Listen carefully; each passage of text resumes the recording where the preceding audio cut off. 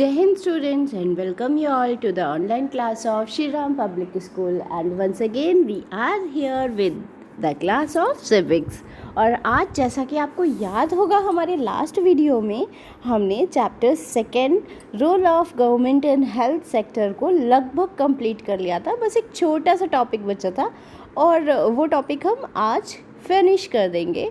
आज का हमारा जो लेक्चर होगा उसमें हम वो एक जो छोटा सा टॉपिक बचा हुआ था उसको डिस्कस करेंगे। Along with that I will orally discuss all the question answers of this chapter. और ओरल डिस्कशन होगा, इसके अलावा रिटन फॉर्मेट में ये क्वेश्चन आंसर्स मैं आपको शेयर कर दूंगी PDF फॉर्मेट में by the evening, so that you people can complete those question answers in your notebook. So let's watch the video.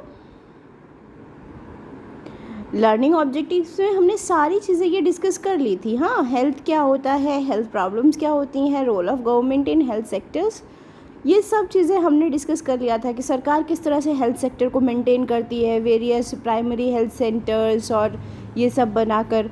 Along with that health problems क्या क्या होती हैं वो भी हमने देखा था, और अब इन प्रॉब्लम्स का सोल्यूशंस क्या क्या हो सकता है ये हम देख रहे थे। तो लास्ट वीडियो में हमने डिस्कस किया था अबाउट द केरलाटीज़ एक्सपीरियंस, और you can say Kerala experience, जहाँ पर हम एक बार दोबारा से मैं आपको रिवाइज़ करवा दूँ, जहाँ पर जो केरला की गवर्नमेंट थी उसने अपने फंड्स का, अपने जो बजट का फंड्स है उसका एक बड़ा हिस्सा ग्राम पंचायतों को दे दिया था, ताकि वो लोकल लेवल पर जो लोगों की समस्याएं हैं उनको दूर कर सकें, बेसिक अमेनिटीज़ जो हैं वो सोसाइटी में फुलफ़िल हो सके। ठीक, और वो किया भी गया। ग्राम पंचायतों को जब प्रॉपर पैसा मिला तो उन्होंने जो आपकी ड्रेनेज की, मतलब नाली वगैरह की जो सुविधा होती है, ड्रेनेज की फैसिलिटीज़ और रास्ते सही करवाना, ड्रिंकिंग वाटर की फैसिलिटीज़, काफ़ी हद तक उन्होंने जितना उस फंड में हो सकता था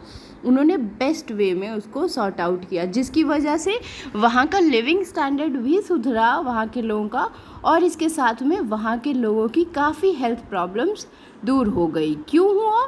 क्योंकि हमने ये नोटिस किया है कि भाई जहाँ पर भी अच्छे साफ़ सुथरे माहौल में अगर आप रह रहे हो, अगर आपको साफ़ सुथरा खाना और साफ़ न्यूट्रिशियस फूड के साथ में साफ़ जो एक सेफ़ ड्रिंकिंग वाटर है ये मिल रहा है, तो ऑब्वियसली आपकी हेल्थ कंडीशंस काफ़ी अच्छी रहेंगी। ठीक है, as compare to the person जो कि इन फैसिलिटीज़ को या इन कंडीशन को नहीं पा रहा है, जिसको कि गंदी लिविंग कंडीशंस में आसपास कूड़े के ढेर लगे हैं, ऐसे किसी जगह पर रहना पड़ रहा है जहाँ पर पीने का सेफ़ वाटर उसको सही तरीके से अवेलेबल नहीं है, और जहाँ पर सही तरीके का न्यूट्रिशियस फूड भी उसे नहीं मिल रहा है। तो ऑब्वियसली उसके अंदर डिफरेंट काइंड ऑफ डिजीज़ होंगे, और बॉडी की इम्यूनिटी क्योंकि न्यूट्रिशियस फूड नहीं है तो इसलिए वीक होगी, और इसलिए वो जल्दी जल्दी बीमार पड़ेगा। ठीक, तो ये क्या है, ये यहाँ पर कोई हेल्थ डॉक्टर दवाई ये सब चीज़ों का हमने कोई मेंशन नहीं किया।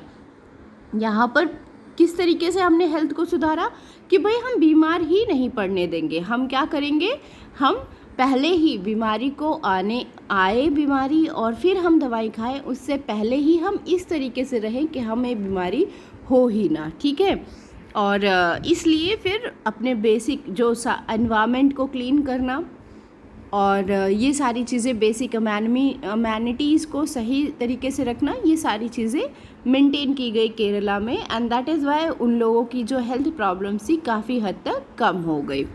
ओके,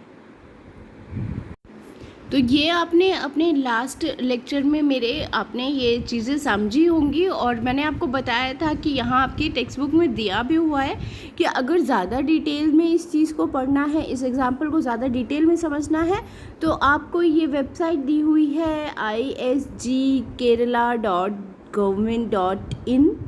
यहाँ पर जाकर आप ये एग्ज़ाम्पल ज़्यादा वे में, मतलब ये जो स्टोरी है या कह लीजिए इंसिडेंट है, इसको ज़्यादा अच्छे तरीके से आप वहाँ जाकर पढ़ सकते हो, समझ सकते हो। नेक्स्ट एग्ज़ाम्पल आपको दिया हुआ है कोस्टा रिकन अप्रोच का। ठीक है, Costa Rica is considered to be one of the healthiest country in Central America. Costa Rica एक देश का, छोटे से देश का नाम है जो कि सेंट्रल अमेरिका में है, और इसको सबसे हेल्दीएस्ट कंट्रीज़ में कंसीडर किया जाता है। यहाँ के लोग बिल्कुल बहुत कम बीमार होते हैं। क्यों होते हैं वो हम आगे पढ़ते हैं। The main reason for this can be found in Costa Rican constitution, और इसका मेन रीज़न जो है वहाँ के कॉन्स्टिट्यूशन के अकॉर्डिंगली हमको मिल सकता है कि several years ago Costa Rica took a very important decision and decided not to have an army। कुछ साल पहले कोस्टा रिका जो कंट्री थी वहाँ पर वहाँ की जो भी लेजिस्लेचर हो या एडमिनिस्ट्रेशन सिस्टम हो, उन्होंने बहुत इंपॉर्टेंट डिसीजन लिया और उन्होंने ये डिसाइड किया कि हमारे देश में कोई सेना नहीं होगी, कोई आर्मी नहीं होगी। This helped the Costa Rican government to spend the money that the army would have used on health, education and other basic needs of the people। और ये जो आर्मी हटाई उन्होंने, जो आर्मी को हटाने का फ़ैसला लिया, इससे क्या हुआ, जितना पैसा हमारी सेना पर खर्च होता था या सेना के जो डिफरेंट इक्विपमेंट्स होते हैं, उनकी बंदूकें, गोलियां, ये सारे जो भी मतलब डिफेंस इक्विपमेंट्स होते हैं, हाँ, इन सब पर जितना भी पैसा खर्च होता था वो पैसा बच गया और उस बचे हुए पैसे को वहाँ की गवर्नमेंट ने यूज़ किया लोगों की हेल्थ कंडीशंस को इम्प्रूव करने में और एजुकेशन या अदर बेसिक फैसिलिटीज़ या बेसिक नीड्स लोगों की जो थी उसको फुलफ़िल करने में। ठीक है, रिजल्ट क्या हुआ, the Costa Rican government believes that a country to be healthy for its development and pays a lot of attention to the health of its people. अब क्योंकि वो पूरा पैसा जो है वो लोगों के हेल्थ पर, लोगों के ज़रूरतों पर खर्च करते थे, तो कोस्टा रिकन गवर्नमेंट को इस तरह के देश के तौर पर वर्ल्ड में आइडेंटिटी मिली, जो कि अपना गवर्नमेंट का जितना भी बजट है उसका बहुत बड़ा हिस्सा वो लोगों की डेवलपमेंट और लोगों की एजुकेशन और हेल्थ कंडीशंस के लिए रखते हैं। ठीक है, the Costa Rican government provides basic services and amenities to all Costa Ricans. और वहाँ की जो गवर्नमेंट है वो बेसिक सर्विसेज जैसे आपका सेफ ड्रिंकिंग वाटर हो गया, clean roads, cleaning of the roads and public places, ये सारी जो बेसिक फैसिलिटीज़ हैं ये वहाँ के सभी सिटीजन्स को प्रोवाइड करते हैं वो लोग, मतलब वहाँ की सरकार। For example it provide safe drinking water, example के तौर पर वहाँ पर क्या दिया जाता है भाई, सेफ ड्रिंकिंग वाटर, सही पीने लायक पानी सारे नागरिकों को वहाँ मिलता है। सैनिटेशन फैसिलिटीज़ वहाँ प्रॉपर सही तरीके से सबके लिए अवेलेबल हैं। न्यूट्रिशियस फूड और इसके अलावा सही तरीके के बने हुए घर। ठीक, ये सारी चीज़ें वहाँ पर सभी सिटीजन्स के लिए अवेलेबल हैं। Health education is also considered very important and knowledge about health is an essential part of education at all level। Health education को भी बहुत इम्पोर्टेंस दी जानी चाहिए। क्यों दी जानी चाहिए, ये सिर्फ वहाँ के लिए नहीं, हर देश के लिए ये ज़रूरी है, हर जगह के लिए ज़रूरी है कि हेल्थ रिलेटेड जो एजुकेशन है उसको इम्पोर्टेंस दी जानी चाहिए। और क्यों दी जानी चाहिए, क्योंकि हेल्थ हमारे लाइफ का बहुत इम्पॉर्टेंट हिस्सा है। अगर हम हेल्दी पर्सन ही नहीं होंगे तो हम अपनी लाइफ में किसी भी चीज़ को आगे अचीव नहीं कर सकते।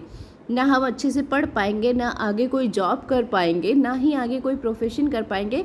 अगर हम रोज़ बीमार पड़ते रहेंगे तो हमारे किसी भी वर्क में ना तो हमारा अटेंशन होगा, ध्यान भी नहीं लगेगा, फोकस भी नहीं लगेगा और ऑब्वियसली एनर्जी भी नहीं लगेगी। और यही रीज़न है कि हर लेवल पर एजुकेशन में, चाहे जहाँ पर भी हो, अगर एजुकेशन है तो वहाँ पर बेसिक जो हेल्थ एजुकेशन है वो दी जाती है। इसीलिए छोटी क्लासेस में आपको ये बताया जाता है कि फूड में किन फूड आइटम्स में आपको विटामिन्स मिलते हैं, किन फूड आइटम्स में कौन से विटामिन्स, किन फूड आइटम्स में प्रोटीन्स मिलते हैं, किन में कैल्शियम मिलता है। और ये सारी चीज़ें जो विटामिन, कैल्शियम, प्रोटीन या अदर जो भी फूड न्यूट्रिएंट्स हैं, ये हमारे लिए क्यों ज़रूरी हैं, ये इसीलिए बताया जाता है ताकि आप उसकी ज़रूरत को समझो और आगे जब आप बड़े हो जाओ तो उस तरीके के खाने को या सही तरीके से खाने को किस तरह से न्यूट्रिशियस वे में बनाना चाहिए और खाना चाहिए, ये सारी चीज़ें आपको इसीलिए सिखाई जाती हैं छोटे पर, ताकि बड़े होकर जब आप अपनी लाइफ खुद से स्पेंड करने लगे तो उन चीज़ों को सही तरीके से रखिए। इवन टुडे ऑल्सो आप इतने बड़े हो गए हो कि इन सब चीज़ों का ध्यान रख सकते हो। So that was all about this chapter. इस चैप्टर का बेसिक मतलब सिर्फ इतना है कि आप लोग खुद से इतने बड़े हो गए हैं कि आप लोग अपनी हेल्थ कंडीशंस और अपने आसपास में जो भी हेल्थ रिलेटेड प्रॉब्लम्स हैं, जैसे सही तरीके से साफ़ सफाई नहीं है, या फिर खाना सही तरीके से नहीं, मतलब न्यूट्रिशनल वे में नहीं बनाया जा रहा है या सर्व किया जा रहा है, या फिर सेफ़ ड्रिंकिंग वाटर नहीं है, तो इन सब चीज़ों को आप सही तरीके से समझिए, और जो नहीं जानते हैं आपके आस पड़ोस में लोग, उनको भी समझाइए। आपके घर में अगर कोई लोग नहीं जानते तो उनको भी समझाइए ये चीज़ें कि पीने के पानी में हाथ नहीं डालना चाहिए, हाथ डालने से जर्म्स चले जाते हैं, खाना जो है वो ज़्यादा देर का बना हुआ नहीं होना चाहिए, हमेशा हमें ताज़ा खाना और ज़्यादा तला भुना नहीं खाना चाहिए। ये सारी चीज़ें आप पढ़ चुके हो छोटी क्लासेस में, और आई होप कि सबको ये याद होंगी। So that was all about this chapter. सिर्फ यही चीज़ें करने से हमारी हेल्थ काफ़ी हद तक सुधर सकती है, और अगर फिर भी हम बीमार पड़ते हैं then we should go to the doctor to take proper medical guidance. Okay, अब क्वेश्चन आंसर्स डिस्कस कर लेते हैं। देखो, फर्स्ट क्वेश्चन है, आपको इस चैप्टर में बार बार समझ एक दो टर्म्स आई होंगी। फर्स्ट हो गया लिविंग स्टैंडर्ड और दूसरा हो गया पब्लिक हेल्थ। तो इसका मतलब क्या है, ठीक, और इसका क्या मीनिंग होगा ये आपको बताना है। तो लिविंग स्टैंडर्ड का मतलब होता है बेसिकली किस तरीके से आप रह रहे हो, क्या लाइफस्टाइल आपका है, ठीक है। और पब्लिक हेल्थ का मतलब हो गया एक देश में रहने वाले नागरिकों की basic health conditions. Okay, second question देखिए, what are different ways which through which the government can take steps to provide health care for all, discuss. यानी वो कौन से तरीके हैं जिसके थ्रू हेल्थ कंडीशंस जो हैं या हेल्थ केयर फैसिलिटीज़ प्रोवाइड की जाती हैं सरकार के थ्रू। तो वेरियस मेथड्स हैं, जैसे through different vaccine campaigns, through awareness programmes on various diseases, जैसे अभी प्रेजेंट में कोविड-19 चल रहा है और सरकार की तरफ से कितना एडवर्टीज़मेंट किया जा रहा है कि भाई ऐसे मत करिए, कोरोना से अगर आपको बचना है तो आप ये काम मत करिए, आप इस तरीके से स्प्रेड होने से बचा सकते हो, इन्फेक्शन को बचा सकते हो। ये सब चीज़ें क्या हैं, पब्लिक हेल्थ के लिए ही हैं, ठीक है। और इसके अलावा गवर्नमेंट हॉस्पिटल्स हो गए, हेल्थ फैसिलिटीज़ हो गई, एम्बुलेंस फैसिलिटीज़, ये सब चीज़ें आपकी हेल्थ फैसिलिटीज़ में इंक्लूड होंगी। Next question 3, what differences do you find between private and public health services in your area? क्या डिफरेंस मिलता है आपको प्राइवेट और पब्लिक हेल्थ सर्विसेज में आपके एरिया में? ऑब्वियसली प्राइवेट हेल्थ सर्विसेज में आपको पहली बात तो फ़ीस बहुत ज़्यादा देनी पड़ती है, जबकि गवर्नमेंट हेल्थ सर्विसेज में बहुत मिनिमम अमाउंट देना पड़ता है। दूसरी चीज़, प्राइवेट हेल्थ सर्विसेज में आपको एक क्लीन एनवायरनमेंट मिलता है, प्रॉपर वर्किंग सिस्टम मिलता है, जबकि पब्लिक हेल्थ फैसिलिटीज़ में ये चीज़ें नहीं मिल पाती हैं उतनी तरह से, ठीक है। तो ये सारी चीज़ें हैं। अब यहाँ पर आपको डिफरेंसेस बेसिस दिए हुए हैं और उसके हिसाब से आपको बताना है। अफोर्डेबिलिटी, ऑब्वियसली प्राइवेट जो है वो महंगे होते हैं और आपके जो पब्लिक होते हैं वो चीपर होते हैं। Then availability, private health facilities जो हैं वो अवेलेबल होते हैं सिर्फ अर्बन एरियाज़ में, जबकि पब्लिक हेल्थ फैसिलिटीज़ हर जगह आपको मेनली रूरल एरियाज़ में ज़्यादा मिल जाएंगे। क्वालिटी, प्राइवेट हेल्थ सेंटर्स की ज़्यादा अच्छी क्वालिटी होती है, जबकि पब्लिक हेल्थ फैसिलिटीज़ में उतनी अच्छी क्वालिटी नहीं होती है। नेक्स्ट फोर्थ क्वेश्चन जो है, improvement in water and sanitation can control many disease. तो किस तरह से कर सकते हैं? अगर हमें साफ़ पीने का स्वच्छ पानी मिल जाए और बेहतर सैनिटेशन फैसिलिटीज़ मिल जाएं तो काफ़ी सारी बीमारियां खुद से दूर हो सकती हैं, ऑब्वियसली दूर हो सकती हैं। और ये सारी चीज़ें आप साइंस में भी ऑलरेडी पढ़े होंगे। आंसर किस तरह से बनेगा वो मैं आपको बता दूंगी, ठीक है। और that's all for this video. Here I am going to end your class. मैं आपको शाम तक इसके रिटन क्वेश्चन आंसर्स शेयर कर दूंगी and tomorrow means tomorrow there is Sunday, so you can enjoy your video also and complete the question answers also. That's all for today. Thank you. Have a good day. And yes, Nag Panchami की हार्दिक शुभकामनाएं।